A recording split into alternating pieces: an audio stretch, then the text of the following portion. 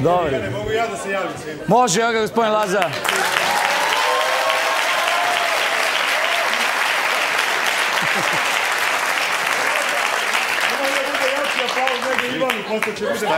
Pa neka bude, bre, šta neka... Čak Norris sluša 70, 90. Laza me zvao telefonom pola sata pre emisije i rekao mi, kaže, ja sam bolestan, ne mogu da dođem. I ja uradim, on kaže, jebote, sutra je 1. april, izvini, kao, znaš. Ajde pričamo o neki vice o ciganima, može? Pa je... Dobro, ovdje smo svi belci, šta se ne znam. Čekaj, publiku nisam ni pogledao. Da, ajde. Ciga u Engleskoj imamo tu serijal, 3 komada, može? Ciga ode u Englesku, priđemo u Englezi i kaže how do you do? Didu li do do?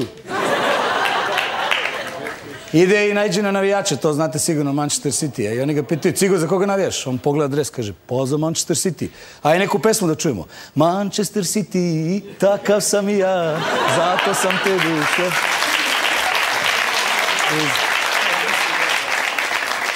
Šta ti je? I iz tog istog fudbalskog opusa najđe na navijače Aston Ville.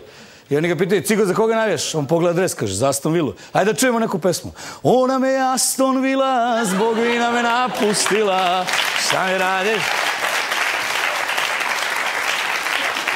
I jedan feministički za žene samo, može?